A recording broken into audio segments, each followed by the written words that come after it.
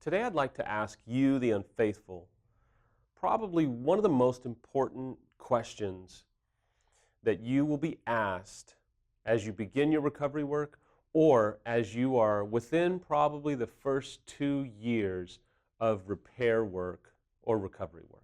That question is, why are you doing your repair work? For me, early on, I had a very defining moment with Rick. It was a very heated discussion.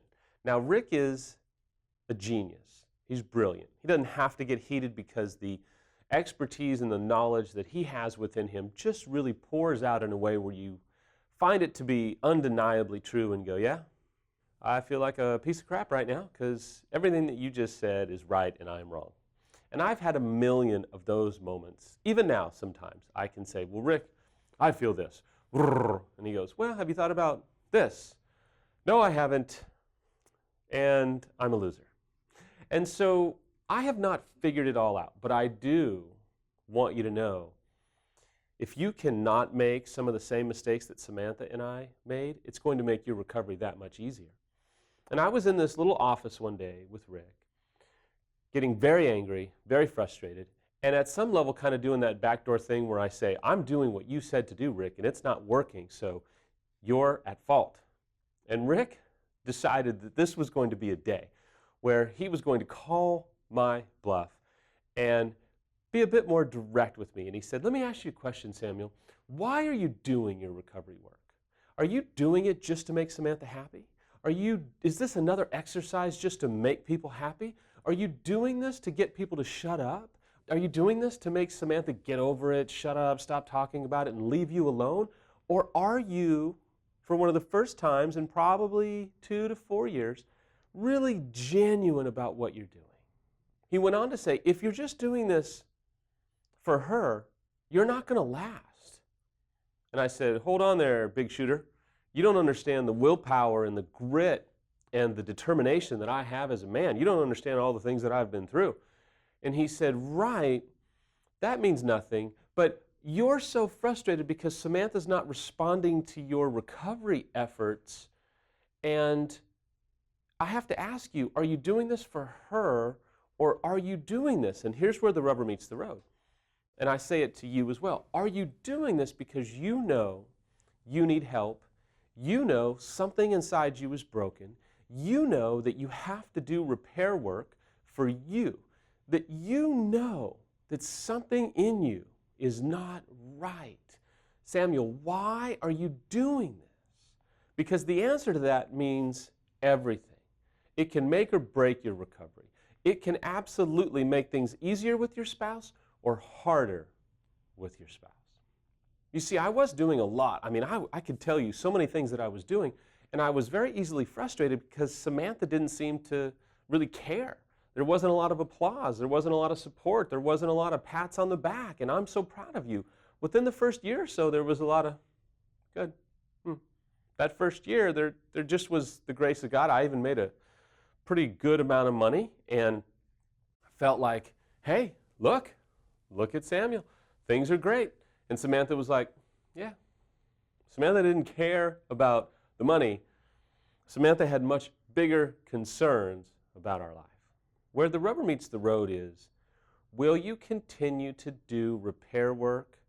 Will you continue to stay diligent if your spouse or partner seemingly doesn't give a rat's behind about what you're doing?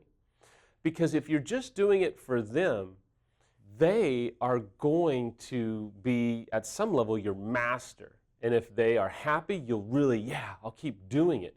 If they're not happy, you'll experience this, why am I doing this? Man, screw this. This isn't worth it. This is a mess. This is a joke. It's not worth all the different excuses that come into play. You have to do repair work as an unfaithful because you know it's the right thing to do. Because if you are diligent in the face of them questioning, doubting, not applauding, not patting you on the back, not even really caring, if you're diligent in the face of all that, you are doing it for the right reasons, most likely, which is, I know I need help. I know I've got issues. I need to do repair work at the hope, at the Hail Mary hope that my marriage can be saved, or at the Hail Mary hope that he or she will give me a chance at restoration, or at the hope of just being a good mom or dad if you have kids.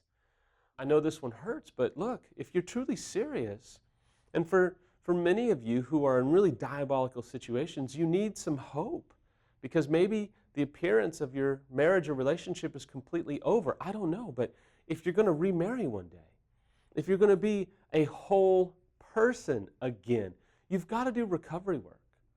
More times than not, betrayed spouses are not going to applaud you and always be like, yeah, I'm so proud of you. That can come, I would tell you, usually after 2 to 3 years where you have proven yourself to be diligent, faithful, dedicated, and doing it for the right reasons, which is you know it needs to be done even if you lose your marriage. You see, if you're just doing this to make them happy, if you're just doing it to get them to shut up and stop talking about it, which I hear so much from unfaithful, if you're doing it for the wrong reasons, I promise you, when you don't get that support or encouragement, you'll give up, you'll quit, you'll get frustrated, and you'll throw in the towel because you weren't doing it for the right reasons. On that monumental day with Rick, I'll never forget sitting in his office. I had beads of sweat. I kept wiping away. I was kind of sweating like, oof. I'm working through some father issues here with Rick. And as I started to kind of get it, and I calmed down. He didn't need to calm down. He was calm, but yet forthright. I remember him saying to me, stop telling Samantha. Show Samantha. Show her.